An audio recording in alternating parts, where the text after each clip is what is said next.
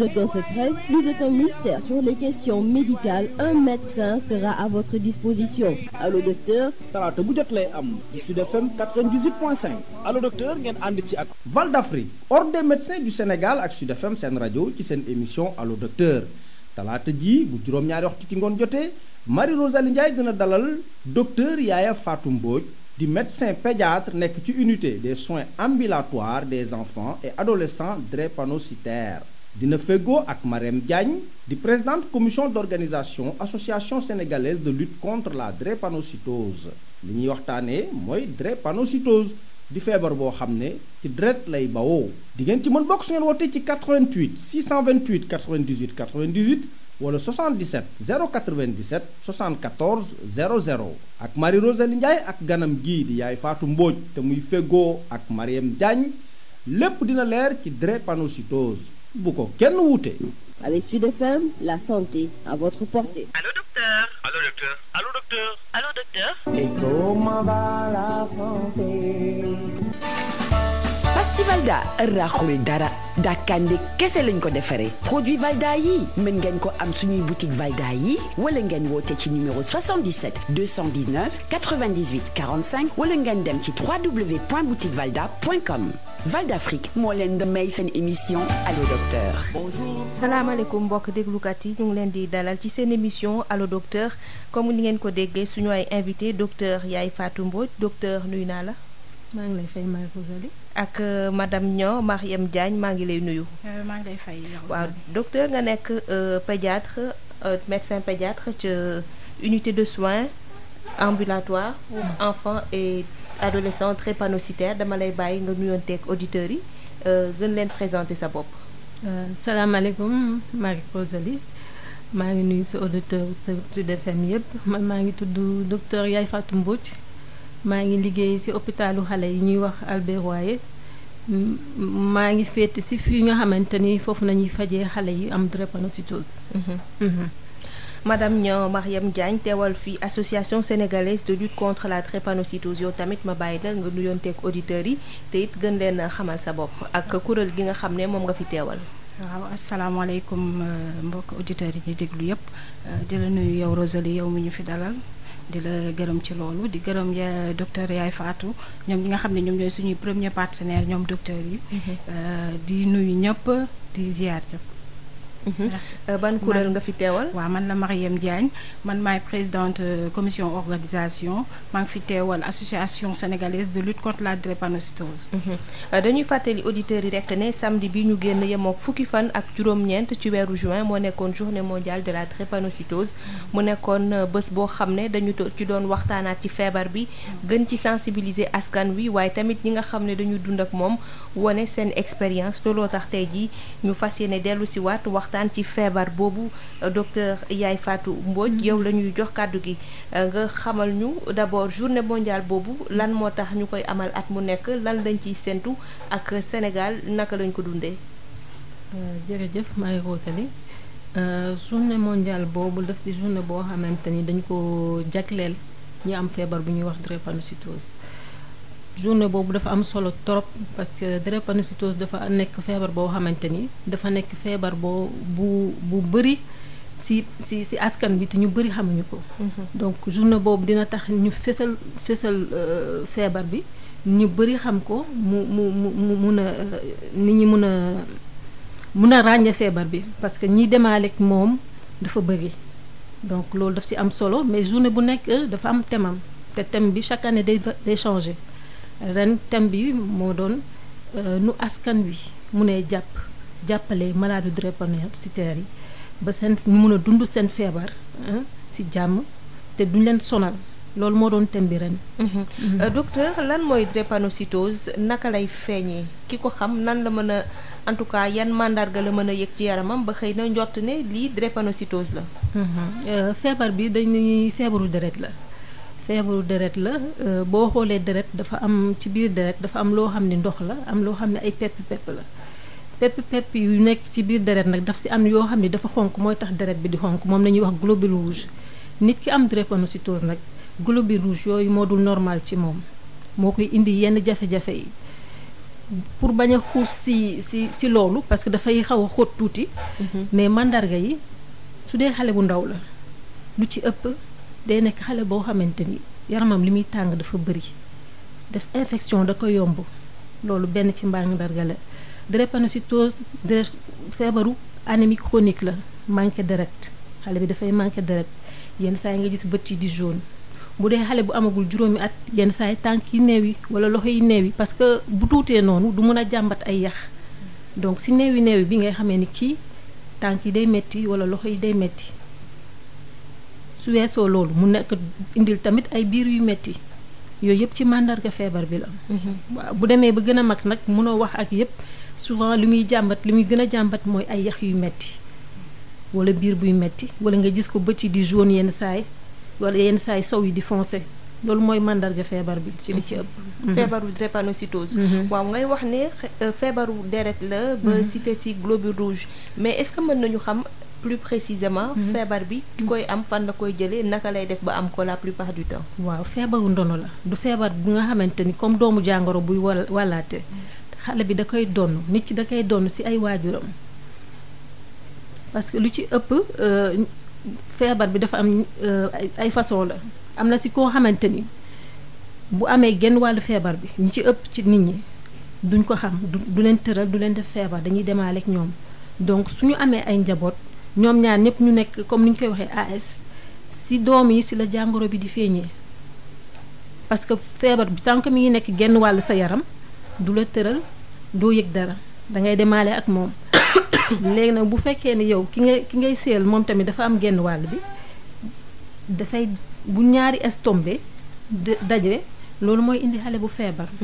waaw parce que dafa xaw a naqaree expliquer ci wolof tuuti parce que c'est ay termes techniques la c'est de la génétique en général mais lu ñu war a xam rek mooy ku am genn wàllu feebar bi da ngay wéyaaleeg moom di dem doo ko yëg sa yaram boo séyee nag ak ku am genn wàllu feebar bi comme yow seen njaboot mun ngeen am ñaari yoon feebar bi daje su ko defee xale boobu mooy feebar moom mooy am signes yi ma wax léegi nii yëpp ci xale boobu nañ koy gis waa lu ci ëpp nag su ñun ñu ñuy recevoir ay xale yu nga xamante ni ñu ci ëpp ay métitu yax nañuy ñëw di jàmbat wala yaay ji seetlu ni bët yi souvent dafay jaune wala mu ngi jàmbat biir buy metti wala comme ni ma waxoon léegi rek xale boo xamante ni yaramam dafay tàng infection yi day bëri ci moom donc mu xiibon di tëdd lu bëri lu ci ëpp loolu mooy tax parents yi seen xel di dem ñu ñëw hôpital suñu ñëwee hôpital nag suñu defee test yi ba gis ko ci xale bi ñu commencé nag def traitement bi di leen suivre. waaw kon nag dañuy jox kàddu gi madame Niang Mariam Diagne nga xam ne moom bokk na ci association boo xam ne ñuy dund ak feebaru drépanocytose ñoo ci nekk est-ce que mën nañu xam ci association boobu nit ñi bu ñu découvrir seen feebar naka ngeen leen di dalalee ñi nga xam ne peut-être teeluñu ko xam ñoom nan dañuy dundee xibaar bi bu ñu jotee seeni résultat analyse xam ne feebar bi moo leen daal est-ce que dafa am benn accueil boo leen di réserver pour expliquer leen aussi gën a dalal seen xel.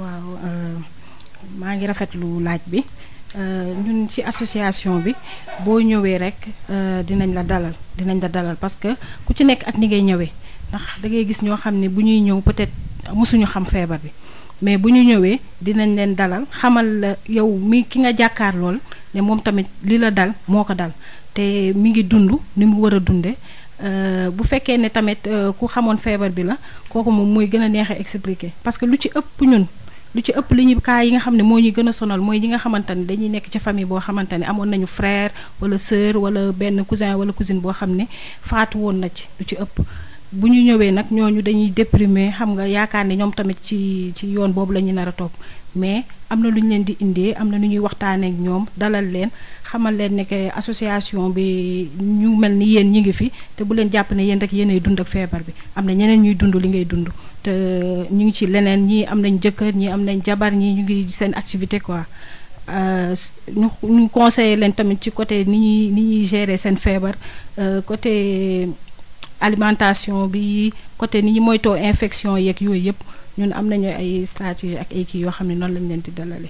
est-ce que feebar bu metti la. waaw feebar bu metti la nag quand même feebar bu metti la parce que douleur bi moom mooy gën a sonal nit ñi te douleur bi mën na la dal à tout moment mën nga tëdd ba xaaj guddi mu dal la comme mën nga nekk ci say ak di fo ba mu yàgg mu dal la bu dee xale bi la bu dee mag mi tam mën ngay liggéey tout le temps mu lay dal ak yooyu fa ngay liggéeyee xam nga loolu tamit du neex bu dee jigéen buy sëy tamit même chose da ngay mën nga xëy suba ndékki def yëpp affaire bi dal la bu fekkee ne ñi nga dëkkal comprendre luñ la surtout belle famille bi dañuy wax ne que yow da ngay tappale bëggoo liggéey wala yooyu yëpp tamit ay problème yu ñuy jànkonteel. docteur Yaye Fatou est-ce que ci wàllu prévalence su feebar bi comme nee nañu jeune malade bi ci téeméeri nit yoo jël ci askan wi fukk yi am nañu ko. est-ce que ci ñi ngeen di jël hôpital di leen faj. est-ce que am na ci ay disparité entre góor ak jigéen ci feebar bi nu muy lawee ci askan bi nu muy amee daal. jërëjëf feebar bi amul góor lay gën a dal wala jigéen lay gën a dal ñaari góor comme jigéen lay dal mënuñu seet ni ku góor yee ëpp wala ku ñu jigéen ñee ëpp donc ça amul sexe bi amu ci importance. donc kii góor la am jigéen la amu ci solo. mais diagnostic bi nu muy demee est-ce que souvent du tardif est-ce que nit ñi duñu yaakaar ne beneen feebar la leen dal genre ay feebaru yax jéem ko faji feneen ba jéem a dañuy toog ba lu yàgg di door a ñëw hôpital waxuma xale yi sax mais mag ñi ñuy door a découvrir seen feebar souvent bu leen dalee bu demee noonu ñu ko xam est-ce que du am xeetu déni. waaw ñun comme man ci côté xale yi laa nekk donc peut-être du ma mën a wax trop ci mag yi mais xale yi lu ci bëri. léegi nit ñuy commencé xam feebar bi dinañ gis xale yi balaa ñuy am at léegi ñu ci bëri dinañu xam ni bu ñu ñëwee consultation ñu am signe ñi ñu defal leen test yi bu ñu leen defee test yi nag suñu xamee ni kii drépanocytose la am dañ koy yebal ci suñu service ñun ñu commencé leen suivre mais li ci ëpp daal ci xale yi ñuy gën a gis dañuy am autour de 5 ans si nañuy découvrir feebar bi 2 ans des fois 3 ans si nañuy xam nga xale du mën a wax. bu mu tàmbalee di wax si lay mën a wax sama yax dafay metti sama biir dafay metti bu fekkee yaay ju am seetlu la nag bu xale bi di nekk tuuti commencé dox wala mu xool ni dox na tuuti tànk bi mu mel ni comme luy metti mu seetlu ko wala mu seetlu doomam gis ni kii daal bët yi day jaune rek wala kii daal xool naa tànk yi day neew yi bu dee ko am seetlu la dina ko yóbbu si docteur te docteur boo ko yóbbul dina ne kii ndax amul drépano dina ko defal test yi su fekkee ne nag drépano la am dañ koy yebal ñu ñëw ñu commencé ko suivre.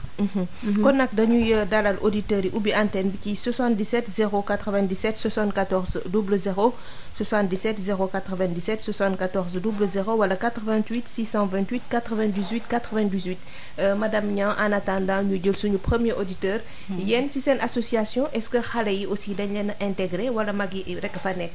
non déedéet association bi ay mag a ngi ci mais ay xale ngi ci parce que lu ci ëpp parents yi bu ñuy ñëw dañuy indaale xale yi nga xamante ne dañuy suivre foofu Albert Royer dañ leen di indaale ba ñu bare sax bi ñuy ñëw ci association mag ñi ci nekk sax ñu ci bare ay xale lañu woon bi ñuy ñëw am na ci ñoo xam tamit malheureusement dañu mujj génn àdduna ñu ngi leen di ñaanal yàlla oyofal suuf seen kaw. amiin mais xale yi ñoom ñu ngi ci bu baax a baax. kon dañuy jël suñu premier auditeur asalaamaaleykum. waaleykum salaam wa rahmatulah. ñu ngi lay ziar mbokk mi noo tudd wala fooy wootee. Parcelles Assainies doyen Cissé. doyen Cissé ñu ngi lay nuyu bu baax. maa ngi nuyu sa invité yi. di la nuyu. ñu ngi lay fay rajo bi di leen encouragé.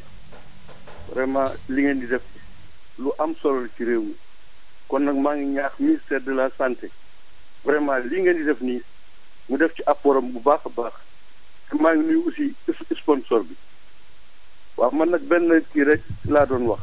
xam nga man je suis diabétique. waaw. te diabète feebar deret la daal donc feebar bi ngeen di wax ci feebar deret la. dama doon laajte rek ba xam ndax. ñun ci don de sang yi est-ce que ñun dañ ci war a dañoo war a def don de sang wala déet ndax ku am deret joo xam ne ji moom dafa am jàngoro yaakaar naa ni de man de ci sama xel bu gàtt. kooku defe naa mënut a maye sang de am déet foofu daal loolu daal question boobu rek laa mën mais maa ngi leen di gërëm vraiment maa ngi leen di sant. jërëjëf parce que maa ngi koy suivre te dëgg lii moom ci avancement réew la bokk. parce que question de santé moom vraiment c'est crucial. jërëjëf. jërëjëf doyen Cissé laaj bi am na solo docteur Yaye Fatou ci kanam di nga ko jox tontu ci laaj bi nga xam ne mooy ñi am feebaru deret est-ce que ñoom mën nañu maye deret kon dañuy seetaat beneen auditeur ci 77 097 74 00 asalaamaaleykum. Oui, salam alaikum. Maaleykum salaam. J'espère que vous allez bien. Ça va très bien, alhamdoulilah. Vraiment, je suis avec beaucoup d'intérêt votre émission. Merci beaucoup. C'est Monsieur Mbaye, hein? Monsieur Mbaye. Wow. D'accord, nos invités vous écoutent. Voilà, j'ai écouté tout à l'heure donc la dame, vraiment je la félicite. Qui vraiment information indile. Donc, de mon laaj, est-ce que les signes de drépano peuvent se manifester par rapport à l'amaigrissement ou bien donc bu dee xale la le fait que poids bi xaw a tuuti poids bu ndaw vraiment des choses comme ça. Voilà am bëggoon xam nag vraiment est-ce que am na yeneen signes en dehors yi mu expliqué noonu. D'accord. Est-ce que am na yeneen signes yu ko mën a expliquer quoi ci bu dee xale la bu amagul 1 an wala moom 1 an et demi. Donc du mel comme yeneen xale yi vraiment day xiiboon wala am na poids bi day tuuti daal en quelque sorte. D'accord.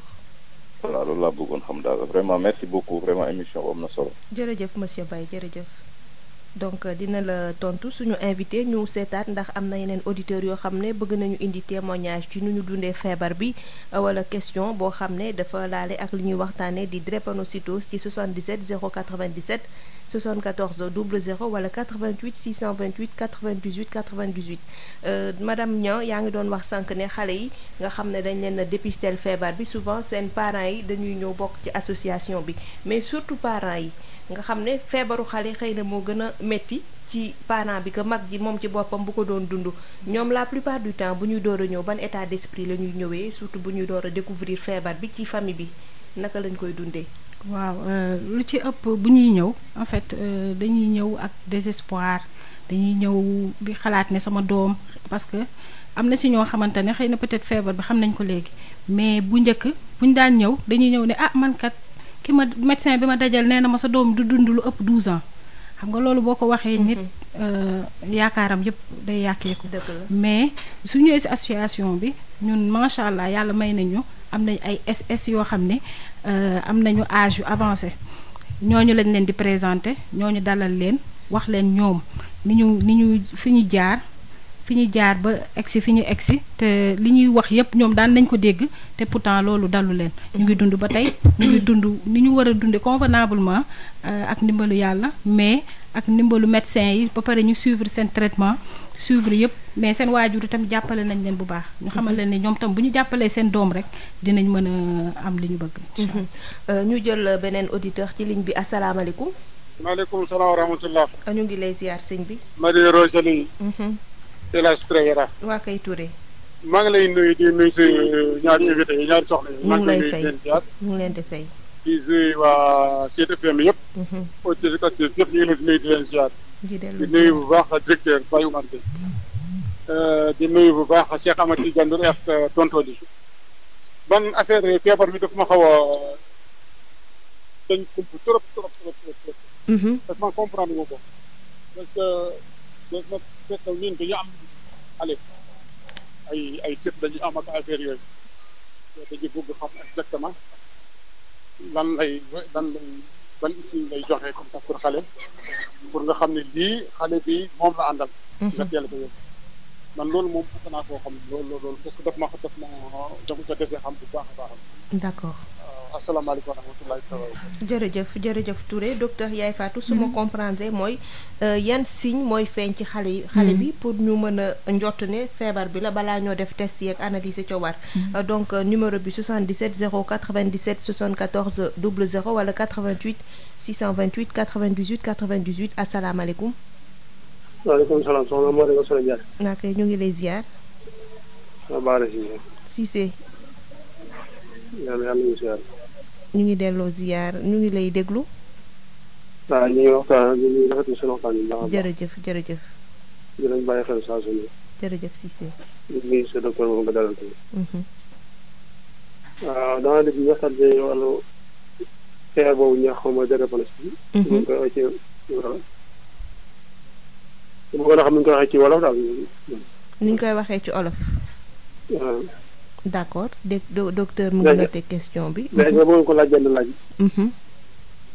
damaa dégg ñu ne feebar bi maanaam ñaar ñoo xamante dañoo bokk dara lépp lu muy dara nga xam ne tey dama gis wàllu sëy ñi fépp ñu ay doomi bàyyi wala ay doomi ndey buñ sëy ñaare mën nañoo am risque ci jóg. mën nañu am risque seen doom am feebar bi. am feebar boobu si maanaam ñaar ñoo jege ci wàllu mbokk daal. docteur dina ci indi. dama laaj damay gis maanaam xale yi nga xamante ni moom seen bopp day am ay picc. loolu moom bëggoon ko laaj ba xam maanaam wàllu. d'accord d'accord jërëjëf Cissé ci laaj yi am na solo. jërëjëf kon ñu jéem a seetaat ñeneen ñoo xam ne bëgg nañu bokk ci waxtaan bi ci 77 097 74 00 wala 88 628 98 98 su fekkente ne sottiwul docteur Yaay Fatou sànq madame Niang mu ngi doon wax ne souvent parents yi bu ñuy ñëw dañuy ñëw ak njàkkare bu ñu détecté feebar bi ci seen doom di sax yaakaar ne xëy na seen doom du gudd fan est-ce que tiitaange bi ne ci ñoom crainte yooyu c'est fondé. balaa may tontu ci question bi il faut que ma leeral aussi ñun suñu jotee malade bu bees buñ ko seetee ba bindal ko ay garab dañuy toog waxtaan ak parents yi. parce que il faut nga expliquer feebar bi lan la pour mu bañ a jaaxle parce que ñun jaaxle boobu ak jàkk boobu nañuy bañ ba dañuy jël suñu temps peut-être nag ñu tàmmul faj drépano xëy na bu fekkee dafa def dépistage bi feneen wala yooyu nit ki bu miinul faj drépano mun na wax loo xamante ni dina jaaxal parent bi mais ñun fi ñu nekk dañuy malade bu bees bu nekk dañuy jël temps wax la sa feebar lan lay bañ lan ngay moytu parce que ñun tamit xam nañ ni ñi ci bëri ci ñoom balaa ñuy ñëw ci ñun dinañu dégg ci mbedd bi ñuy wax xale bu am drépano lii xale bu am drépano loo lale ñun nag dañ lay dalal su ko defee ñu dalal la wax la ba des fois ba delloosi la jox la espoir ni la li ngay dégg ci mbedd mi parce que ñun tamit xam nañu yenn saa yi am na ñoo xam ne duñu ko bëgg wax dégg naa lii mais ñun dañ koy aborder ni la li ngay dégg yëpp bul bàyyi sa xel ci loolu xale bu am drépano xale la comme xale yëpp lenn rek moo ci ne mooy dafa xiibon te ku xiibon da nga soxla toppatoo. donc toppatoo bi ci war mu ngay def te ñun ñëpp suñu dund mi ngi ci loxo yàlla. donc dañuy def li nga war a def li des nga bàyyee ko yàlla ci loxo yàlla. voilà léegi nag loolu dañ leen koy xamal ba pare. su ko defee ñoom mun a bu ñuy génn suñu bureau dina fekk ni am na information yu bari yu ñu jot ci ñun mais nag ñi ci ëpp bu ñu leen defalee test bi bañ ñëw dañuy xaw a jaaxle comme ni mu wax parce que am na lu ñu dégg ci mbedd bi am na lu ñu leen jot a wax. dañuy yaakaar ni dañuy xaw comme yan par exemple la ñuy dégg yan la comme xale bu am drépano du gudd fan ay yooyu nañuy dégg wala ñu gis comme ni mu wax ci famille bi kenn ku ko amoon xëy na fajuwul nu mu waree faju wala parents yi xamuñu woon fu mu ko war a fajee ba yàlla def li gën donc ñoom suñuy ñëw dañuy indaale loolu tiitaange boobu dañ koy indaale mais ñun dañuy fexe dalal leen expliquer leen feebar bi wax leen lan nañu mën a moytu ak nag nañu war a doxalee ba xale bi yàlla may ko mu dund ak feebaram ci jàmm. dinañ ci wax ci lu mu gën a yaatoo ci biir émission bi ñu seet ndax am na auditeur bu nekk en ligne ci 77 097 74 00 asalaamaaleykum. maaleykum salaam. ñu ngi lay ziar sëñ bi. delloo ziar. noo tudd wala fooy wootee. Mbaye Fall. Parcelles Assainies. ok ñu ngi lay déglu. soxna si ñu ngi rafetlu émission bi bu baax a baax. jërëjëf. di rafetlu kàddu Marème Ndiaye. sama collègue la man ci association de la bokk. bon kontaan naa trop di wax dëgg yàlla ndax yéen di ay porteurs de voix li ngeen di def ni émission yi am na solo trop. ndax ku nekk ñu na xam lan mooy drépano ak naka lañu mën a def xam nga pour ñu soutenir malade yi ak malade yi bu ñuy def franchement kontaan nañ trop ci émission bi. jërëjëf profité di docteur boobu di rafetlu bu baax a baax émission yi. amaana dañoo xaw a sonn sax ci journée bii quoi. mais massa coono. waaw dafa ba ma tourné yam ci jën bi wax dëgg yàlla dama kontaan. li ma doon def yëpp laa bàyyi kuclu bi. jërëjëf ñu ngi rafetlu bu baax a baax. jërëjëf. jërëjëf kontaan. jërëjëf moom bokk ci association bi di rafetlu liggéey bi ngeen ciy def du ñàkk ñu gën a ñëwaat ci li mu doon wax ci soutien maladie ci prise en charge bi ñu jël beneen auditeur asalaamaaleykum. asalaamaaleykum. maaleykum salaam. ñu ngi lay ziar soxna si. maa ngi lay ziar. noo tudd wala fooy woote. maa ngi wootee Dakar. madame Fall la tudd. madame Fall. waaw dama nekk si yoon bi waaw ñu ngi lay déglu. man ñu ngi remercier ci émission bi. parce que à chaque fois ay thèmes yu pertinent yi ñu gis. jërëjëf. man drépanocytose la. AS. j'ai 49 ans. Ce qui est bizarre xam nga man scientifiquement parce que j'ai fait les séries scientifiques. man bi may xam dama am drépano boobu maa ngi université. école de formation mosuma ko dégg mosuma ko xam. à l'école primaire dama daan feebar si ñuy daan bi wax sama xëy bi bët yu jaune xam sama yaay jàngul jàng nañ ma traité pays d'accord yaakaar naa sax du ma réussir sama cursus scolaire mais bi ma gënee xam drépano ma dugg en état sama première grossesse familiale ci laa xam ne ñu ngi lan mooy drépano doon na ma sonal parce que dafay balaa ñu xaale ko ci nekk sama yaay nag sama góor kon dafa dem mu fas waaye sant yàlla j'ai 2 enfants. am na kenn ki j'ai pas fait de question mais kenn ki comme on vit pas ensemble am na yenn signes yu bëri ngeen di wax mais li ma jàppal ci moom il a 10 ans mais dentition bi mooy yéex. dentition bi mooy yéex. ba tey daal ñu fokk ñeenti ko ñu commencé dañ ko fokk. loolu daal moom lañ ko ça un stress wala ak banque bi di def. parce que di leen remercier léegi na si bi mu développé. parce que en tant que quelqu'un qui a fait la série C au départ ñëw ba nekk université nga xam drépanocytaire c'est un peu bizarre. waaye sant yàlla bi ñu tolloo fii. sant yàlla ba médecin bi yegg sax. waaw maa ngi remercier ñëpp di remercier Sud FM sama rajo la. jërëjëf dama si woote souvent di leen ñaanal lu ngeen mën ren déwén yàlla ngeen ko topp. amiin amiin. ñuy toppatoo xale yi tamit macha allah spécial laa dem. jërëjëf madame Fall jërëjëf ñu jéem a seetaat koo xam ne bëgg na joxe témoignage wala poser question ci li nga xam ne moom la ñuy waxtaanee tey mooy drépanocytose may fàttali ne ñi fi nekk mooy docteur Yaye Fatou Mbodj di médecin pédiatre ci Albert Royer fa ñuy fajee xale drépanocytaires yi ak madame Niang Mariam Diagne bokk ci association sénégalaise de lutte contre la drépanocytose ñu jël beneen auditeur asalaamaaleykum. waaleykum salaam. ñu ngi lay ziar. soxna Marie Rosali. jaay na ngeen def. ñu ngi fi bu baax baax. alhamdulilah. barikal. alhamdulilah. barikal. alhamdulilah. alhamdulilah na ngeen defoo ci woon. ñu ngi sant alhamdulilah. ñu ngi sant. waaw soxna Marie. waaw noo ngi rafetlu liggéey bi vraiment. jërëjëf doon feebar bi moom miinuñu ko dañu koy dégg rek léeg-léeg. xam naa ne su dul woon yenn rajo yi taxawaayu bu déggeeru mel na Sud FM benn yoon lañu koy dégg ci at mi. donc su ngeen ci defee taxawaay bi da ngeen dañ koy rafetlu dañu leen ciy sant. jërëjëf di sant sa ñaari invité yi tamit. xam naa samay laaj mooy nekk rek moom ndax feebar bi drépanocytose moom day nit ki dañ ko mën a wàll wala def koy doon na rek soo déggee ni soxna si waxee def mel ne dañ koy wàll rek. ginnaaw loolu tamit dafa ni mu ko waxee dafa mel na ci xale yi rek la ëpp. waaw loolu laa ne woon leeral ma ko maa ngi leen di jaajëfal ba yàlla ngeen di. jërëjëf ba ñu seetaat beneen auditeur ci ligne bi. waaw bu fekkee amul benn auditeur donc question yi mën nañu ko yemaleegum fii docteur Yaye Fatou comme ça nga tontu ñi nga xam ne dugg nañu ba pare.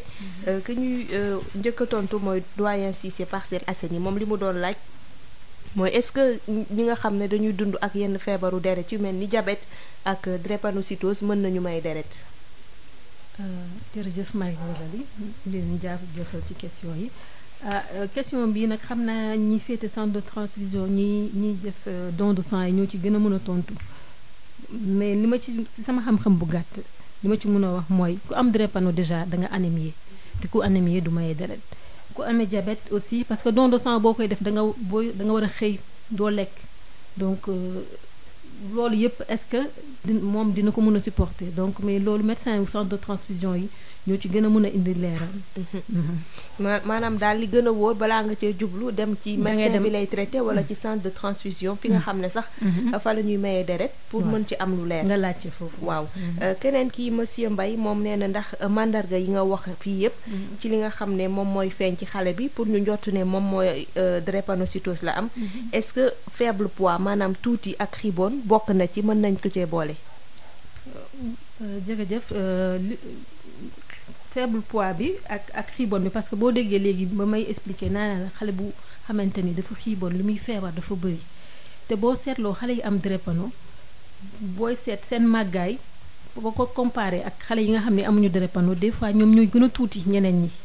mais du ko jeex rek drépano nga am mun nga am beneen feebar mu indi la jeexaay boobu comme xale yu ndaw li ci ëpp problème malnutrition dina indi jeexaay moo tax mënuma ni ku jeex rek drépano nga am mais boo xoolee xale yu ndaw yi ñi ci am drépano boo leen xoolee ak seen moroom yi des fois seen moroom yi ñoo leen di ëpp. sëñ bi Touré wootee Yaraax moom nee na xëy na daf ko rëcc bi ngay expliquer nu muy feeñee ci xale yi ci loolu la bëggoon nga dellu si. waaw jërëjëf mandarga yi ci xale bi comme ni ma ko waxee woon sànq xale boo xam ne bëtam day faral di jaune saw yi di foncé benn la ci mandarga bu dee xale bu mënagul wax xale bu nga xamante ni amagul 2 ans ak yooyu lu ci ëpp moom li muy feeñee ci moom mun na nekk loxo yi dafay newi wala tànk yi bu yax yi di metti du ko mën a jàmbat donc day dem ba loxo yi day newi wala tànk yi di newi loolu ci signe la bu demee ba gën a màgg tuuti ba mun a waxal boppam dina la sama yax sama loxo day metti sama tànk day metti fépp fu am yax rek mun na metti dënn bi ndigg bi lépp lay jàmbat loolu ci màndarga yi la. beneen bi mooy biir buy metti xale bu faral di am biir buy metti loolu yépp ci suñu feebar bi la. bu dee nag ku am seetlu parce que comme problème mu manqué deret la ngay seetlu sa doom muy furi di la ñuru ku furi ku manqué deret loolu yëpp ci mandarga bi la. est-ce que mandarga yooyu ay mandarga maanaam yu ñu benn la isolé wala il faut que nga gisandoo ay mandarga yu bari ci xale bi mën a njott ne loolu la wala benn ci yooyu nga lim bu fekkee dafay ñëw le plus souvent lu bari. war na la mën a yóbbu nga xalaat ne xëy na feebaru drépanocytose la. benn ci mandarga yi rek boo ci tàmm gis ci xale bi soxlawul ngay xaar yeneen yi ci des benn bi rek comme yax bi metti tout le temps doo xaar biir bi metti wala bët bi jaune ngay soog a xalaat drépano benn ci mandarga bi rek boo ko gisee ci sa doom rek war na la tax nga jóg dem ñu seet ko defal ko test xool ndax am na drépano. laaju Bara Cissé nag moom nee na docteur dafa bëggoon xam drépano est-ce que mën nañu ko wax ci olof. loolu nag xëy na madame ñaam wax ci association bi comme ñun suñu jàng ci tubaab dañ koy def xëy na moom ci wolof dina mën a tekki feebaru drépanocytose ni ñu koy waxee. feebar bi nag wax dëgg yàlla ñun amaguñu moo boo xamante ne moom lañ koy dendale. moo ñu mën a wax ni lii mooy drépanocytose amuñu ko xanaa li feebaru deret bi ñuy wax rek. feebaru deret bi rek daal la ñuy wax lu ci ëpp. mais daal amul moo boo xamante ne moom la ñu ko mën a mandargale. ak ñu ci bëri dañ naan yax yu metti yi. parce que bu ñu ci ëpp yax yu metti la donc am na ñoo xam ni sax yenn saa yi bu ñu demul mun nañu yaakaar ni sax ay problème rhumatisme la ñu am ak yooyu parce que yax yi day metti bu tar. donc bu ñu xamul drépano mun nañu jaawale ñaari. waaw ay yax yu metti daal lay faral indi ci nit ñi donc mais nuñ koy waxee ci wolof wax dëgg yàlla. am na ñoo xam ne sax tam dañ koy jaawale ak fièvre jaune. parce que bët yi ni muy jaune ak yooyu. ba ci xale yi nga xam ne seen loxo yi ñi nga xam ne nourrisson yi nga xam ne loxo yi ak tànk yi la ñuy gis mu neewi lu ci ëpp dañ leen di yóbbu ñu leen di gàjj lañ leen daan def parce que duñu xam feebar bi noonu. waaw ba tey Bara Cissé mu ngi doon laaj ci wàllu comme feebaru deret la ngeen baal ma nee na est-ce que consanguinité maanaam ñoo xam ne seen mbokk dafa jege lool. ñu sëy buñ ci juree doom est-ce que doom boobu mën na am feebaru drépanocytose ndax li ñooñu seen deret jege. jërëjëf loolu question bu am importance la parce que comme ni ma la ko expliqué ba muy soog a tàmbali feebar bi bu nekkee genn wàll ci sa yaram doo ko yëg da ngay demaale ak moom mais boo xoolee ci biir famille bu fekkee ni yéen a ngi bokk deret donc chance pour ngeen am yéen ñaar ñëpp AS foofu la ëppee donc bu ngeen sëy ci seen biir donc foofu la xale bu am drépano gën a mën a juddoo ci beneen nit boo xamante ni dafa demoon sëy ci biti mais nag du képp ku nga xamante ni da nga sëy ak sa mbokk sa doom dafay am drépano parce que ñun ci suñuy malade gis nañu ñoo xamante ni seen ay waajur bokkuñu dara te ñu ngi am drépano mais li tax ñuy daw sëyu mbokk bi c'est que nit ñi dañ dul xam balaa ñuy sëy ndegam am nañu trace bi wala amuñu trace bi te bu ngeen bëkkee famille yéenay bokk deret yéenay bokk ay feebar léegi bu ngeen siyaatee ci seen biir bu fekkee nag tombé na ngeen am yéen ñaar ñëpp trace su drépano bu seen doom juddoo day am drépano. waaw laajam bu mujj nag xëy na ajuwul dara ak thème bi ñuy waxtaanee. mais ci xale yi la laal nee na xale yi nga xam ne dañuy faral di am picc ci seen bopp yi lan moo koy waral docteur Yaye Fatou. parce que xale yi faral di am picc ci seen bopp yi il faut que mu ñëw ñu xool ban façon picc la. parce que nii rek mënuma ci wax parce que yenn saa yi dinay nekk ay infection yenn saa yi dina nekk ay champignon donc si nii rek mënuma ci tontu. li gën mooy mu indi xale bi mu yóbbu ko fu nga xamante ni dañuy faj ñu xool ban façon picc la ci kaw suñu gisee nag ba xam ban façon la dinañ ko mën a wax infection la wala ay champignon la wala ban façon jàngoro la daal. waaw ñu ñëw ci madame Fall moom nee na drépanocytaire AS la mais teelu ko xam donc li ñuy wax rek duñu ko teel a xam dem na ba université ñuy door a découvrir que ne moom am na gène AS bi ak li mu fi wax yépp ne souvent dafa doon am bët yu jaune bi mu nekkee xale aussi ba ñu foogoon sax ne pays la mu xiiboonoon trop nag bi muy nekk cycle primaire loolu yépp lan nga ciy wax docteur.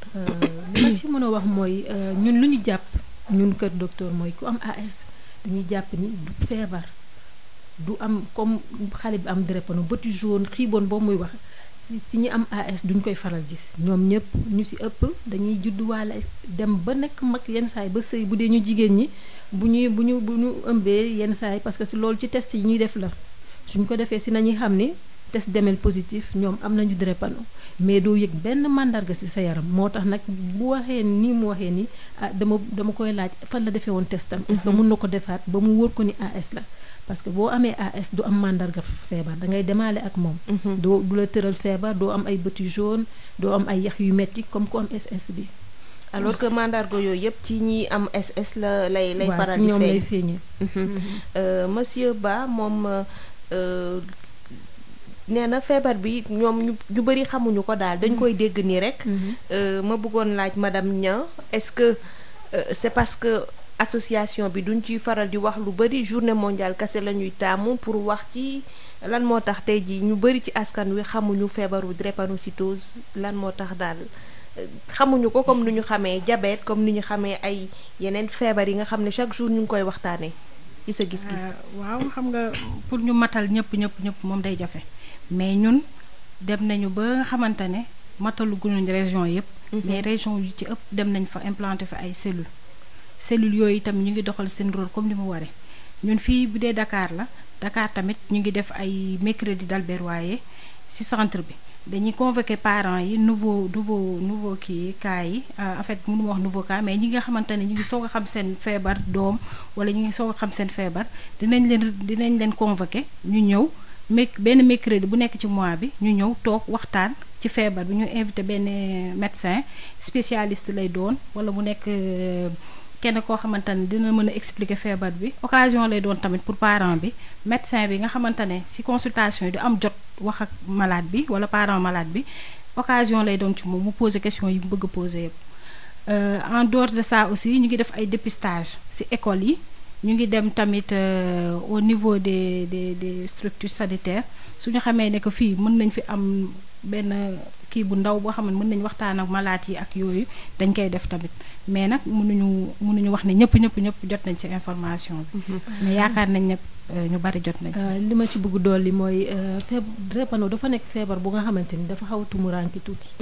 parce que ci priorité de santé yi donc drépano daf ciy xaw a sore tuuti te ñu bari xamuñu ko loolu tax thème bi ren journée bi moo doon engagement communautaire pour nit ñi askan bi xam lan mooy drépano ñu sensibiliser nit ñi sensibiliser autorités yi pour ñu xam ampleur drépano ci dëkk si askan bi ak nit ñi xam la ràññe feebar bi pour mun a jàppale malade yu am drépano pour nit ñi xam feebar bi parce que ñu bëri dañ xamuñu ko.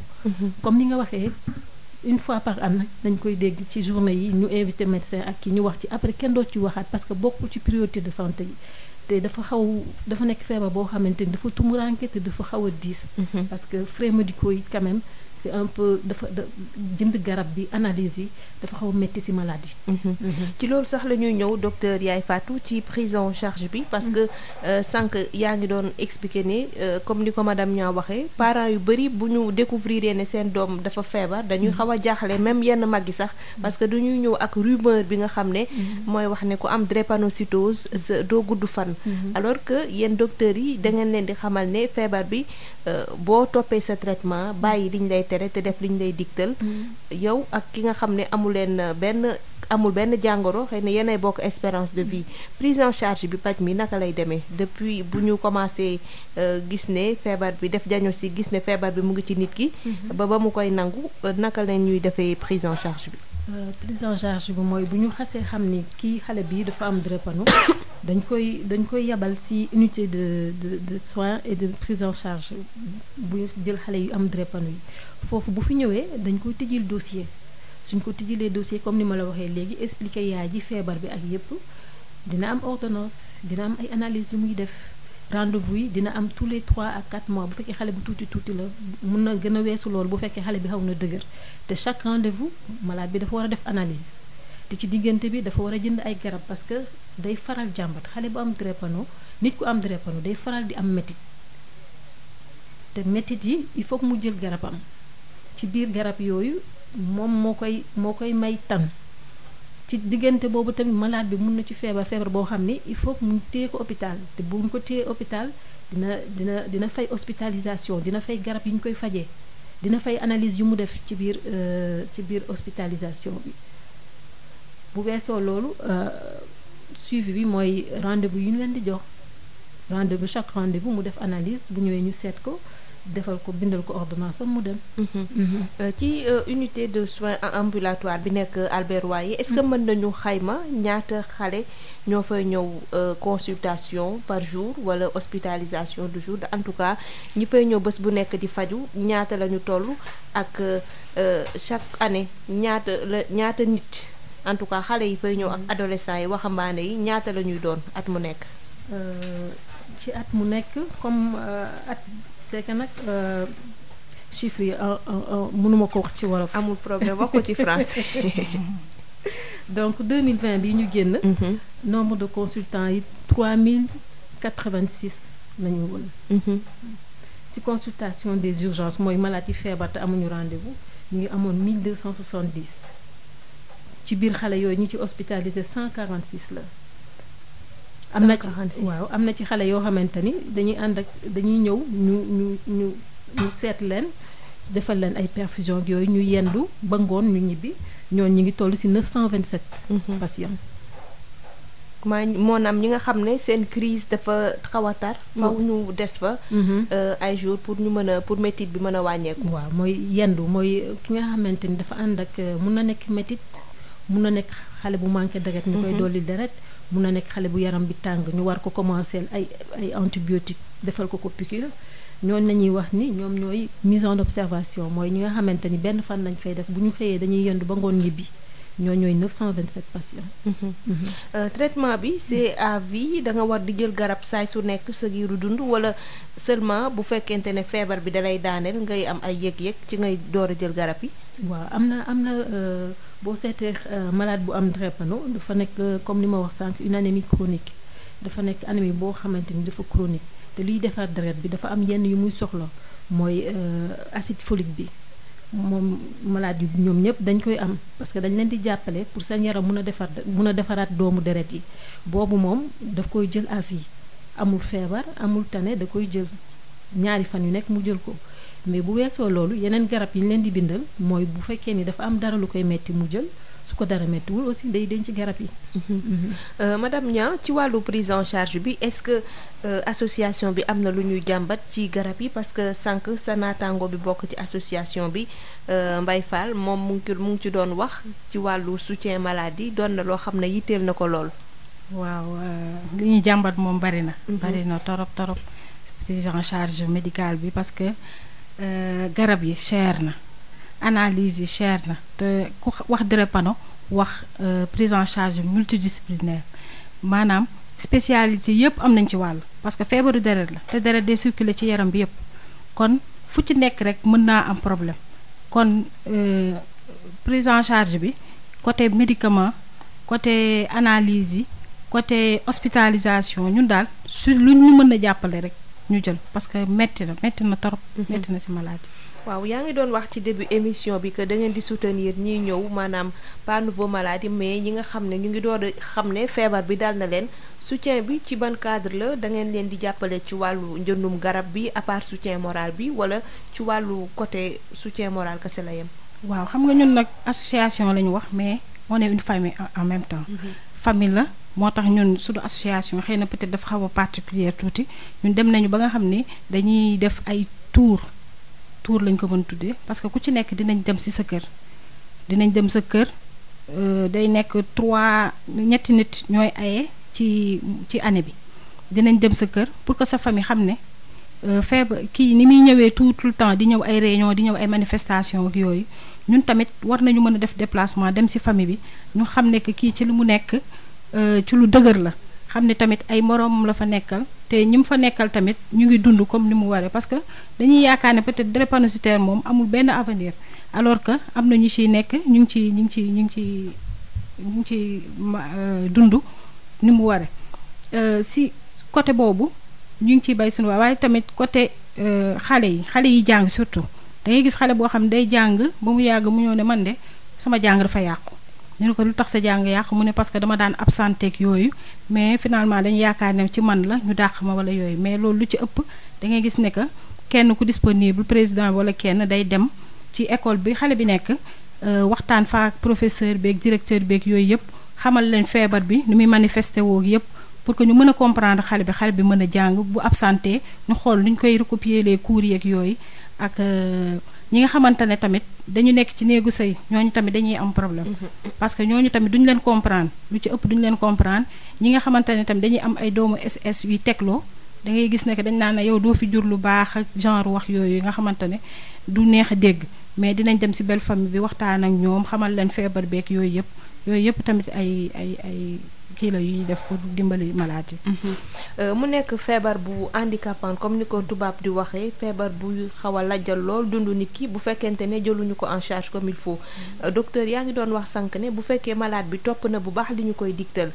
ci wàllu digtal yooyu est-ce que am na ci ay mesures hygiéno-diététiques comme ni ñu koy waxee loo xam ne ki feebar di faju hôpital war na ko mën a boole ci dundam loo xam ne aussi da ko war a moytu ci loolu laa bëgg nga dellu si lu mu war a def ak lu feebar bi di bañ carrément mu war ko moytu. waaw feebar bi am na loo xamante ni da ko war a moytu malade bu am drépano dafa war a moytu di sonn parce que bu sonnee saa yu sonnee su yaay ji amee seetlu tuuti su sonnee yenn sonn yi même ci fekkee ni ci biir foo la après dina la ko jàmbat ay yax yu metti donc coono daf ko war a moytu yaram bi attanul tàngaay bu metti attanul seddaay bu metti su seddee suñ koy sang dañ ko war a tàngalal ndox su sangoo ba pare ñu gaawantu solal ko yëre yu diis pour seddaay bi bañ ko jàpp bu fekkee tàngaay la mu moytu ay naaj yu tàng moytu nekk foo xam ne léppay tëju buntu ak palanteer moom fu mu nekk dafa war a aéré oxygène bi dafa war a circuler bu baax parce que yaramam moo ko soxla dafa war a naan ndox fu mu toll warul xaar ba mar muy seddaay di tàngaay dafa war a naan ndox bu bari loolu si liñ leen di yee la dañ leen di wax aussi ni ñoom tamit xale bu am drépano moo gën a soxla toppatoo donc mesure d'hygiène yi yaay ji da ci war a nekk à cheval mooy da ko war a toppatoo bu baax dagg wee yi parce que foofu jàngoro yi mun nañ fa làqatu saan yi mun nañ fa làqatu brosse bëñ yi bu baax mu bañ a bënn parce que bu bënnee buntu la pour microbe bi dugg ci yaramam foo gis góom wala picc wala dara nga gaawantu faj bañ a néewal dara loo gis ci yaramu xale bi rek nga gaawantu toppatoo su yaramam tàngee nag tamit nga gaaw jox ko garabam yi boo gisee ni yaram bi dafa tàng tamit tàng bu jéggi dayoo bul xaar yóbbul hôpital ñu xool ko foofu. yooyu nañ leen di digtal lu ci ëpp. kon nag dañuy wax auditeurs yi ne dinañu ubbiwaat antenne bi après page publicitaire bi ci 77 097 74 00. Pasti Valda raxul dara dàkkande kese lañ ko defaree produit Valda yi mën ngeen ko am suñuy boutique Valda yi wala ngeen woote ci numéro 77 219 98 45 wala ngeen dem ci www.boutiquevalda.com. Val d'Afrique moo leen di may seen émission Allo Docteur. Val d'Afrique ñi nga xam ne ñooñu gunge ci émission bi comme ni ñu ko waxee sànq dañuy ubbiwaat antenne bi ci 77 097 74 00 ñu jël auditeur bi asalaamaaleykum. waaleykum salaam wa rahmatullah. ñu ngi lay ziar. soxna Rosalie. maa ngi leen di ziar. ñu ngi delloo ziar di leen nuyu. Thiam Mohamed Thiam Malicounda Mbour. di nuyu di gërëm l'ordre national des médecins. Val d'Afrique ak Sud FM. jërëjëf waaw ak sa invité yooyu. voilà macha allah exposé bi leer na trop. waaw li ñuy recommandé rek mooy prévention. prévention comme ku feebar bu xasee ba ñëw vraiment kenn mootu si dara xanaa traité rek waaw prévention daal. mooy daal jeune couple yi nañu dem di vérifier seen sérologie daal. ñu xool seen deret su fekkee ni ñoom ñaar ñëpp dañu nar a am bu ñu boolee seen seen doom day nekk SS. ñu jël seen précaution daal. waaw xam naa ni xale yi moom bu ñu xasee ba bëggante moom mais bu ñu xamee loolu sax xam naa pour génnee leen si dina jafe. du yomb. waaw du yomb waaw mais nañu xool daal. nañu xool lu gën. et puis pousser les jeunes au don de sang. bu ñu doon def don de sang ñu à partir de 18 ans. muy góor mu jigéen daañu xam seen sérologie. waaw man daal sama côté loolu laa leen di poussé waaw don de sang daal di nga xam foo féete ak ba pare di nga dimbali ñu soxla deret waaw di leen gërëm di leen sant. waaw di leen encouragé daal. jërëjëf Sud FM si kaw si kanam. jërëjëf Thiam jërëjëf. macha allah waaw di nuyu tous les auditeurs nag. waaw sama xalaat sama xarit bi El Hadj Touré. waaw maa ngi ko nuyu bu baax a baax a baax. waaw macha allah. jërëjëf Thiam donc ñu seetaat beneen auditeur Thiam bu Malicounda docteur wax na ci wàllu prévention ci loolu sax lañ doon ñëw waaye dañu jël yeneen auditeurs yi ba pare asalaamaaleykum. maaleykum salaam. ñu ngi lay ziar sëñ bi. Marie Rosalie na ngeen def. ñu ngi sant bu baax. ñu ngi lay ziar bu baax. ñu ngi delloo ziar. alhamdulilah. tur bi wala fooy wootee. man maa ngi wootee Poste Thiaroye. ok docteur bu ngi lay déglu. waaw man de sama soxna moom. bi ñu amee sunu taaw. bi muy amee 1 an lañ demoon def benn kii ba feebaroon sax bi mooy. ma yóbbu woon ko ci benn kër sër. après ñoom ñoo ne ma dafa am drépano. après par la suite ci laa dem hôpital des enfants bi nekk Diamniadio. après ñu defal ko électrophose xaw ma ci lañ trouvé ni que moom AS la am. waaw depuis loolu nag moom. def nañ foofu traitement après ñu ne ma jarul nga koy indiwaat waaw bu jëlee garab yi ba mu jeex waaw depuis loolu nag mi ngi dund ak moom mais man sama soxna moom moo ëpp lu muy jàmbat ay mettitu yaram ak ay tànk yu metti ci côté ombi nii ci ginnaawam. foofu daal lay jàmbat ne mooy metti à plus day fat. mais sa soxna est-ce que jot na def ay analyse pour xam ndax moom am na drépano wala déet. moom nag jotu koo def parce que biñ demee hôpital des enfants dañ toog ak docteur bi muy expliquer symptômes yi tax xale bi am ci drépano boo ko amee ni muy def. mu lay wax ne da ngay am ay yax yu metti ak da ngay fatt yooyu daal la wax mu ne moom loolu ñu koy jàmbat yëpp moom loolu looy dund. ma ne ko kon de yow kon drépano bi parce que danoon laaj ci man la wala ci moom. biñ toogee waxtaan ak docteur bi mu expliqué ñu loolu yëpp mu ne ma man symptômes yi muy wax yëpp man moo may dal. waaw parce que moom tànk yi day metti jàpp si poxataanu tànk bi noonu. d'accord. si zone bi si poxataan yi noonu. lay méttee en plus yax yi day métti moom it day fat. mais est-ce que am ngeen yéene dem defi test yi wala bokkul ci seen projet. si bu ñu xamee kay fu ñu ko mën a defee parce que moom li muy jàmbat noonu fatiguement bi muy jàmbat ak gaaw a sonn bi yooyu bon su ma xamoon ban fan la may situé pour ma yóbbu ko fa. inch'Allah après dina ko mën a dimbali moom it mu xam après. nu muy dundee quoi. suñu ay invité dinañ la ci jox tegtal léegi nii rek inch'Allah. inch'Allah mais xale bi moom deful dara mais moom mi ngi dundam nice. waaw docteur dina dellu si ci li tax xale boobu ñu ne la jarul nga koy indiwaat et que AS moom mooy lu muy tekki daal ci xale bi loolu yëpp dinañ la ko leeralal. waaw baax na jërëjëf. jërëjëf am na solo donc ñu seetaat beneen auditeur boo xam ne am na ay laaj wala loo xam ne contribution la comme kii nu ma ko defee rek kii dëkk Poste Thiaroye ci 77 097 77 74 00 77 097 74 00 wala 88 628 98 98 asalaamaaleykum. asalaamaaleykum. maaleykum salaam. soxna si na ngeen def. ñu ngi sant bu baax. man la madame Diouf. madame Diouf. oui. ñu ngi lay dalal madame Diouf. maa ngi woote nag parce que dama nekk parent ay malade. yu ñuy suivre au niveau de l'USAD. donc docteur Yaay Fatou boobu ak ñoom docteur Indou. ñoom ñooy suivre samay doom. dëgg la. donc ñëwuma pour poser une question mais c'est juste pour apporter des contributions. jërëjëf. waaw vraiment si la maladie est détectée très tôt xale bi mën na bañ a am problème parce que man samay doom yëpp a drépanocytaire SS. waaw te donc vraiment le suivi moom macha allah daal. ñu ngi jël seen traitement comme il le faut. ak fol bi aussi comme ni ko docteur waxee c'est à vie donc comme ni mu ko waxee rek heure bu ñu gisee lu ñu jaaxal rek dañuy dem ci ñoom. waaw pour éviter lu bari daal. mais man moom je suis parent de drépanocytaire sama doom yëpp a nekk SS. waaw mais vraiment amuñu problème macha allah. parce que yéen a ngi suivre li nga xam ne moom la docteur yi di digle.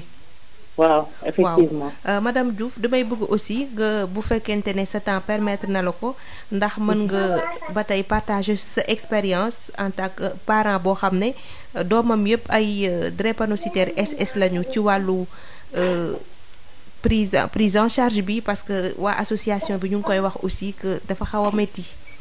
waaw effectivement prise en charge bi yombul mais ñu ngi sant yàlla. du moment que heure bu ñu demee daal ñoom dinañ ñu taxawu. comme ni mu waree en attendant même su nekkee suñ genre yi nga xam ne dañuy régulariser avec imputation budgétaire. vraiment ils sont compréhensifs soo ñëwee nga ne leen urgence laa ñëw après dinaa yónnee ñoom amul problème dañuy def le suivi faj leen comme il le faut. sa imputation su ñëwee nga ñëw régulariser amul problème. mais vraiment nag garab yi moom yombul de. cher na. waaw. te surtout soo ci amee benn ba ñaar ba ñett moom yéen a ma gën a xam. mais sant yàlla. mais lan ngay wax parents yi nga xam ne ñoom xëy na ñu ngi door a découvrir ne seen doom mu ngi dund ak feebaru drépanocytose SS ban message d'espoir nga leen di wax pour dalal seen xel pour wax en tout cas pour defal leen ñu gën a topp li leen docteur yi di digtal te xam ne daal buñ ko toppee rek lépp dina sotti. pour ñooñu ngeen di wax man dama leen di wax je pense que am na ku ma dégg ci yéen mu wax ko. li ñuy ne drépanocytaire du gudd fan yooyu c'est des détails rek loolu yàllaa ko yar mais du moment que décelé nañ ne sa doom elle est drépanocytaire wala il est drépanocytaire SS man li ma leen di conseiller mooy ñu suivre les conseils des médecins xale yi ñuy naan lu bari buñ nekk aussi dans un milieu fermé hermétiquement te suñ gisee ci ñoom luñ xamul rek nañ dem hôpital. waaw. jërëjëf madame Diouf. jërëjëf ci témoignage yi contribution yi day dalal xel docteur Yaye Fatou comme ni ko madame ña waxe woon sànq c'est bien parce que nee na moom doomam yëpp a drépanocytaire te mu ngi wax ak sérénité donc ça veut dire que am na ay rumeur yoo xam ne bu ko ñin ñu toppee xëy na ni ñu naroon demee kër docteur sax daanaka danañ ko bàyyi parce que dañu ne du ko jar donc dañuy seet ndax am na beneen auditeur su amul rek ñu ñëw ci question yi nga xam ne jot nañu ko posé su ko defee ñu wëy ci yeneen poj yi nga xam ne moom la ñu fas yéene waxtaanee ki ñuy dooree mooy Thiam sëñ bi Thiam bu Malicounda moom ci wàllu prévention la doon wax te ci loolu sax la ñu doon waaj a jublu maa ngi la koy wax sànq docteur ne couple yi bu en tout cas ñi bëggante te nekk ci tànku sëy dañu war di def bilan est-ce que moom la ñuy wooyee bilan prénuptial est-ce que loolu dafa am solo dafa nécessaire même bu fekkente ne ajuwul ci loo xam ne moo soxal sax wàllu drépanocytose kese. waaw loolu am na solo trop mais li ci gën mooy ñu teel koo def li gënoon mooy ñu def ko comme am na yenn dëkk yoo xam ne xale bu juddu rek dinañ la defal test. xool mooy melu c'est en Europe européen yi ak au niveau des États-Unis ñoom seen système de santé développé ba nga xamante ni tous les jeunes ñu nga xamante ni dañu origine africaine nañu dañ leen di defal test parce que boo juddoo boo xamee yow ndax am nga drépano wala amoo drépano ndax am nga trace wala amoo trace balaa nga gis nit bay ànd ak moom bay seeg moom ci jëkk gise bi rek ku nekk nga war a xam ni man kii AS la wala du AS wala mun naa gën a xuus ci relation bi wala mais boo bàyyee ba couple yi formé ba nga xam ne lu dul sëy des na ci nga dem def test muy AS ngay AS am na ñu bari ñoo xam ne loolu du leen intéressé waaw loolu mu ni gën mooy dépistage précoce à la naissance ñëpp xam seen statut xam ni kii lii la su ko defee balaa relation couple yi di formé wu na fekk ki nekk xam nga yow lan nga am bu dee nag couple yi xas na formé wu ba pare loolu la ñuy wax conseil génétique mooy dañ lay xelal bu dee fii suñu dëkk yi nag comme ñun ñëpp ay bu ku nekkul jullit nekk nga chrétien donc day xaw a jafe tuuti parce que bu dee ci yeneen dëkk yi conseil génétique boo di ngeen demee ba ngeen sëy wala ba mu ndaw sa soxna ëmb des fois am na ay weer yu muy toll ñoom dañuy xool am nu ñu jël xool xale bi lan lay indi SS lay indi wala AS la wala yooyu te ñun comme suñu diina mayuñu ñuy arrêté kii ëmb donc c'est un peu délicat mais li gën daal mooy dépistage précoce balaa ni xale yi di màgg balaa ñuy gisante bay bëggante ku ne xam ci lan nga ne bu weesoo loolu nag ba xale bi juddu bu xale bi juddoo à la naissance ñu def test bi xool ndax am na drépano ou amul drépano donc loolu ñu ngi ciy dox ay jéego parce que am na benn centre bu nekk à Saint-Louis de Serpat avec le professeur Ibrahima Diagne am na ay test yu muy def ci xale yu juddu ci ñuy soog a juddu pour xool ndax am nañu drépano wala amaguñu drépano donc si foofu nañ tolloo gum daal di ñaan yàlla loolu gën a yaatu ba mu egg si fépp ci Sénégal su ko defee xale bu juddu rek dinañ xam ndax am nga feebar bi wala amoo feebar bi.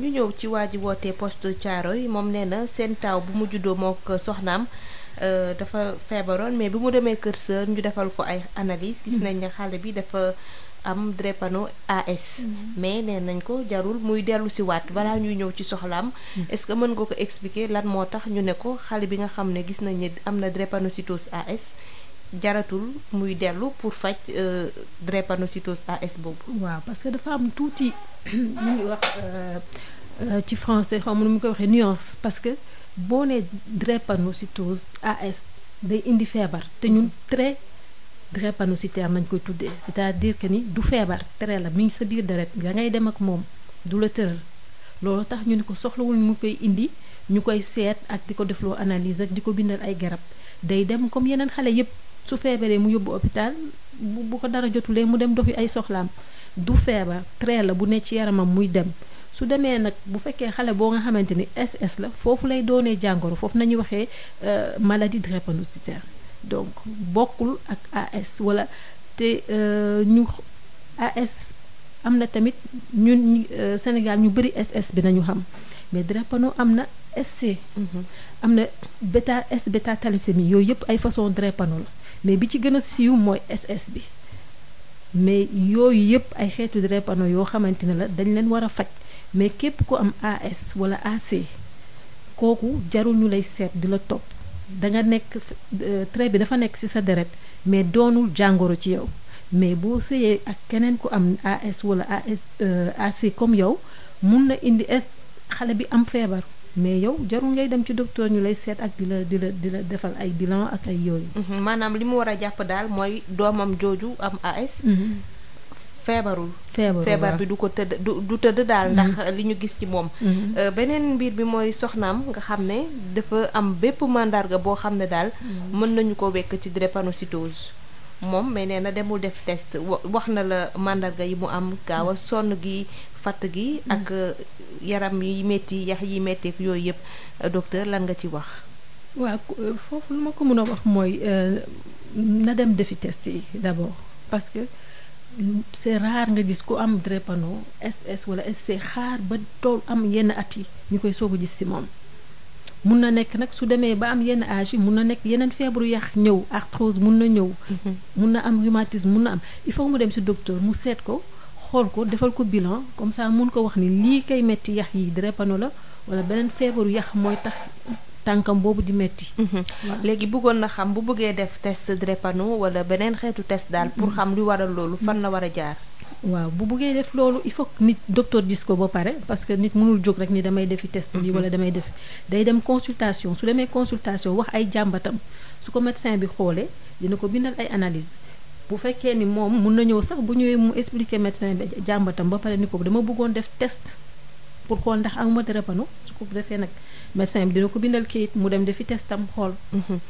madame Niang balaa ju ñëw ci contribution bu madame Diouf ci wàllu test yi dépistage yi ci xale yi nga xam ne xëy na dañuy gis ne SS lañu kenn ci parents yi xëy na mu nangu dem def xool yaramam ndax moom feebar bi dafa nekk ci moom est-ce que souvent du am jafe-jafe ci wàllu association yi que benn parent bi nangu dem keneen ki du nangu dem ak yooyu est-ce que souvent doo leen di jànkonteeg genre situation yi. waaw loolu lu ci ëpp dinañ koy jànkonte parce que xam nga lu ci ëpp jigéen ñi ñooy ñëw. jigéen ñëw parce que dañ naan góor moom lu ci ëpp daf naan ku jigéen ki kii sa doom la feebar bi xëy na ci yow la ko jëlee ak yooyu surtout bu fekkee ne que SS la nga xam ne AS ku jigéen ki soo fekkee ne da nga wan na lor. Dépistage bi dafay systématique ci yow kon ñu gis ne que yow AS nga déjà dañ naan kii moo kon yaay ji rek moo am drépano alors que bu fekkee SS la day jël ci yaay ji S jël ci papa ji S kon loolu day wane ne que papa ji ak yaay ji yépp ñoo ko am mais du moment que ne moom gis nañ ci carnet rek ñu bind AS drépano rek ku góor ki day jàpp ne moom kon xale bi feebar bi mu am ci yaay ji la ko jëlee mais bu boobaa dinañ expliquer papa ji wax ne ko ni kii forme bi mu am mënu ko jëlee lu dul ci papaam ak ci yaayam du ci bàjjen du ci maam du ci mag du ci rakk papa ak yaay rek lu mën a amee forme SS bi alors bu ñu ko expliquer dina comprendre dina nangoo dem defi test bi moom tamit. moom la ñuy conseiller sax auditeur bi doon wax ci jabar jeeg yooyu parce que moom mi ngi jàpp ne jabar ji moo am signe yi moo am feebar bi xëy na seen taaw moo nekk AS mais comme loterie génétique la. mën na am yeneen doom yi on sait jamais moo tax moom tamit mu def test bi ñoom ñaar ñëpp ñu xam seen statut moo gën daal. moo gën a wóor waaw madame Diouf def na fi témoignage expliquer situation am ñetti doomam enfin waxul ñetti doomam mais nee na doomam yëpp ay drépanocytaires SS lañu moom kaawam da ngeen koy gis ci seen association.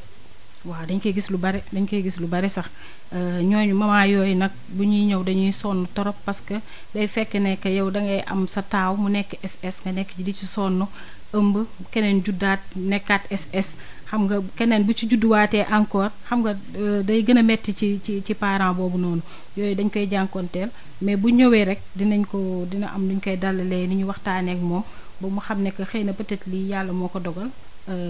Même tamit da ngay gis ne couple bi yenn saa yi dañuy ànd ñëw bu ñu ñëwee nga gis ku mu naan maak moom est-ce que jarati na sax ñuy sëy ndax doom bu ñu jur rek mu am SS mais dañ leen xamal ne loterie génétique la xëy na peut-être loolu la yàlla dogal mais am na ñoo xamante ne benn doom rek la ñuy am mu SS wala sax du ñu am sax doom bu SS yépp ay AS lañ doon lu ci ëpp.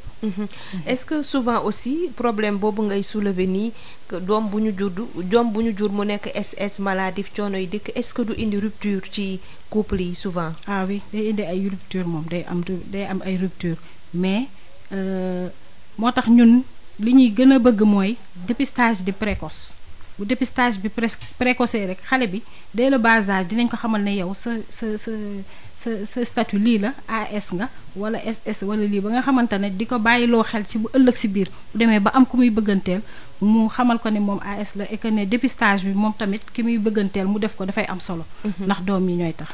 waaw ñu ñëw ci li nga xam ne moom mooy évolution feebar bi nu muy wéyee docteur Yaye Fatou. est-ce que feebaru drépanocytose boo xam ne kenn jëlu ko en charge maanaam ka ko am mosul dem kër docteur xamul sax ne moom la feebar bi am. est-ce que loolu mën na ko indil yeneen jafe-jafe feebar bi mën na évoluer di law ba jural ko beneen gàllankoor. waaw feebar bi ku ko am di dem ak moom te xamoo ko dëgg la day indi ay jafe-jafe parce que feebar bi dafa ci évolution feebar bi dafa am ay complications donc complications yi li tax ñuy xool xale yi di leen topp di leen suivre pour teel a gis complications yi teel ko arrêté balaa muy sonal malade bi la mais bu fekkee demoo kër docteur li ngay yëg sa yaram yaa ngi wéyaale ak moom dina dem ba benn instant dina egg foo xam ni jéggi na dayoo. te bu boobaa nag faj bi day gën a diis day gën metti. complication yooyu yan la mën a doon. bu dee xam nga dafa am ñaari façon complication bu dee am na ay complication yoo xam ni aigu nañ koy wax mooy complication ci wolof jooni laa ko mën a tuddee mooy comme ay infection comme ay manque deret bu gaaw yooyu yëpp ci complication yi la mais bu dee complication chronique yi mun na am na yenn yoo xamante ni ci kii bi la nu mu tuddati mun na am ay complications yoo xam ne lithiase nañ koy wax mooy ay xeer yu nekk ci côté foie bi yooyu yëpp complication chronique la mun na jàpp rein yi des fois ci complication chronique yi la bokk ak ma ay façon ni muy jàppee yax yi ak tànk yi ay ostéonécrose yooyu yëpp ci complication yi la. Madame Niang ci wàllu prise en charge bi souvent dañuy dégg feebar bi da ko daaneel faw mu dem ñu defal ko transfusion est-ce que problème la affaire transfusion sanguine yi et puis lan moo tax ñu leen di defal transfusion ñu manqué deret. waaw ñi manqué deret xëy na loolu médecin bi moo koy gën a mën a expliquer mais manqué deret bi problème la parce que ñëpp xam nañ ne suñu dëkk yi deret doyu fi nu mu fa war a doyee dëgg moo tax lu ci ëpp pour transfusion yi lu ci ëpp dañuy def sax ay annonce di wax ne que am na ku soxla deret ak yooyu ku ko mën a may ak yooyu. docteur balaa ma lay jël ci loolu ñu jël auditeur bi ba pare asalaamaaleykum. allo asalaamaaleykum. maaleykum salaam. ñu ngi lay Marie Rosalie. waaw kay soxna si. maa ngi lay nuyu lu bari di leen ziar. ñu ngi delloo ziar. man la madame Sow. maam Kumba Faye. madame Sow maam Kumba Faye. waaw man dama am benn doom bu am drépano SS. waaw may rafetlu émission bi bu baax a baax. jërëjëf. di remercier madame Niang moomu toog. ak madame kii. docteur Yaye Fatou. waaw ñu ngi rafetlu bu baax seen i kàddu macha allah ak émission bi. jërëjëf. di am contentement bu baax a baax. parce que dañoo weesu ci journée mondiale bi barki démb rek. mais macha allah réussir na. ndax ñun drépanocytaires yi li ñu leen di dégg bëriwul. dëgg la. nañu ne 19 juin ba 19 juin lañ leen di dégg moo tax. ñuy ñaan daal ndimbal bu baax a baax. comme ni ko madame Niang waxee ak docteur Yaye Fatou ñu dimbali ñu daal ba ñu mën ñëw dimbale ci garab yi ak seeraayu hôpital bi. ñu ngi am contentement bu baax lañ di rafetlu bu baax. jërëjëf madame Sow. waaw jërëjëf. jërëjëf madame Sow donc docteur di li ma la doon laaj sànq transfusion bi lan mooy waral souvent ñu koy defal malade bi. transfusion bi li tax ñu koy defal malade bi dafa fekk ni comme ni ma ko waxee woon sànq malade bu am drépano dafay am fu mu tollu anémie donc anémie chronique nañ koy wax mais day am ay instant bi ay moment ci àddunaam yoo xamante ni li mu tàmm am dafay wàcc donc anémie bi day gën a wàcc te bu gënee wàcc il faut que ñu dolli ko deret pour mu yéegaat ba tolluwaat fu mu tollu woon loolu gën a tax faral ñuy def malade bi di leen transfuser. est-ce que xale bi buy màgg bien que mu ngi traité wu est-ce que buy màgg stabiliser enfin mën naa ko woowee noonu stabiliser feebaram wala contrôler ko di wéyee moom noonu est-ce que en fonction de l'âge feebar bi mën na soppeeku maanaam gën a tar wala crise yi gën a wàññeeku. drépano nag dafa di feebar boo xam ne malade bu nekk ak nu muy dundee feebaram. da ngay gis ñu bokk ndey ak baay ci benn famille nga gis kenn ki da koy daaneel lu bëri muy hospitalisé bu bëri nga gisaat beneen xale bi ñoo bokk ndey ak baay mais kooku moom yenn saa yi mu am lu ko metti mu jël ay garabam jóg dem ku nekk ak ni ngay dundee sa feebar du kii mooy gën a sonn kii wala buy màgg day wàññeeku wala bu tuuti non non. chaque malade ak nu muy dundee feebaram. ci jamono ji gis nañu ne comme ni ko professeur Diagne doon waxee xale yu bari en tout cas ñu ngi def ci Saint-Louis ca unité de soins wala centre de recherche ba fa nekk dañ leen di defal dépistage bu ñu juddoo rek dañuy xool seen yaram ndax feebar bi mu ngi ci ñoom wala déet. est-ce que loolu projet boobu dinañ ko yaatal Sénégal def ko ci yeneen diwaan yi su ko defee képp kuy juddu daal ñu mën a xam fan nga féete ak feebaru drépano. waaw loolu professeur moo ci gën a mën a tontu mais li ma ci xam li ma ci mën a wax rek mooy loolu ñu mbébétam mooy ñu yaatal ko. te am nañ ci yaakaar bu baax que fi lekk ay weer yu néew Albert waaye loolu dina fa mën a am. mais nag mënuma ci sore. waaw. ba tey est-ce que ñiy faj drépanocytose fii Sénégal. ñi nga xam ne dañoo spécialisé wu. parce que ñi ci tàmm dégg bariwul tamit. ñaata lañu. en fait question bi peut-être mun nga am comprendre ma bu baax. waaw xam nga dafa am ay unité de soins ambulatoire foofu ñëpp xam nañ ne ñi fi nekk moom drépanocytose la ñuy faj. maanaam dañoo spécialisé wu ci loolu. est-ce que xeet yooyu bari na fi bari na Sénégal wala Dakar ak fan lañ ko mën a amee. waaw fi mu nekk nii nag si fii ñu toll nii.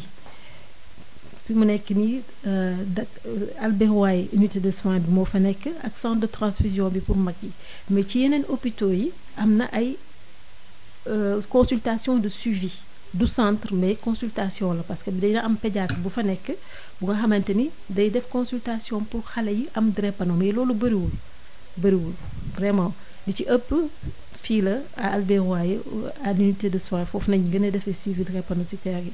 mais yeneen hôpitaux yi am na ci ay consultation comme Abass Ndao comme am na Diamniadio commencé na ak yooyu mais du unité de soins c'est une consultation de suivi pour les drépanocytaires. madame Niang ci lu soxal association bi naka ngeen toogee Sénégal est-ce que da ngeen am ay antenne ci yenn régions yi wala Dakar rek ngeen nekk. waaw comme li ma ko waxee woon sànq rek am na région yu bari yoo xamante ne dem nañ fa implanter fa ay cellules yooyu ñoo ñuy dimbali ci région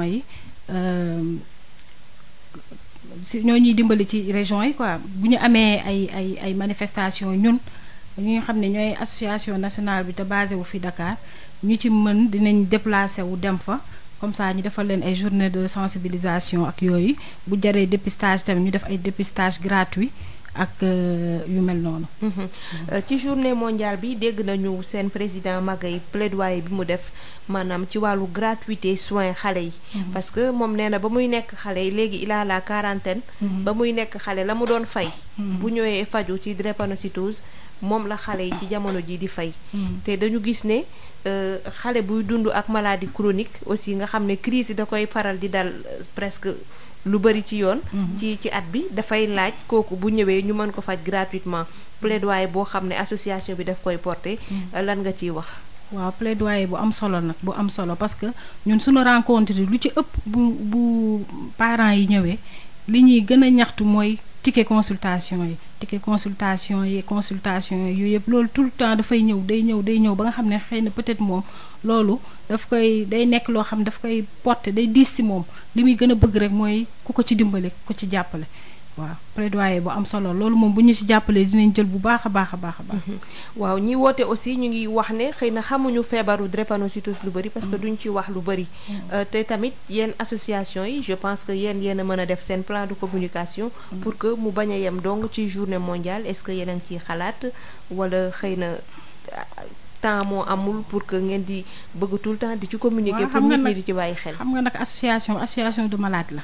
association de malade la dinañ bëgg mais yenn saa yi xëy na peut-être jot bi moo dul mate wala xëy na moyens yi tamit du suivre ak yooyu yëpp parce que ñun bi ñuy door ci ay cotisation la woon suñuy déplacement dañ ko daan kolo ak yooyu léegi xëy na peut-être ak centre bi USAT dina xaw a tane ndax dinañ am financement yoo xam dinañu permettre yenn activités yu mën ko def moo tax léegi sax nag depuis 2 ans ñu ngi def ay formation yu bari formation membre association bi sur la communication di def ay formation sur comment élaborer un projet ak yooyu noonu pour que li ñuy xeex muy drépanocytose dellu ginnaaw bu baax a baax fii ñëpp mën see jote. kon nag waxtu bi dab nañu madame Niang docteur Yaye Fatou dama lay bàyyi nga joxe sa message de sensibilisation ci nga xam ne moom la ñu génn mooy journée mondiale bi ngeen nekk ci semaine de sensibilisation ci wàllu drépanocytose tey jii ñi nga xam ne ñu ngi dund ak moom wala seeni njaboot di dund ak moom lan nga leen di wax rek pour ñu mën a dund ak feebar bi te du leen yàqal dara ci seen dund ak ci seen activité.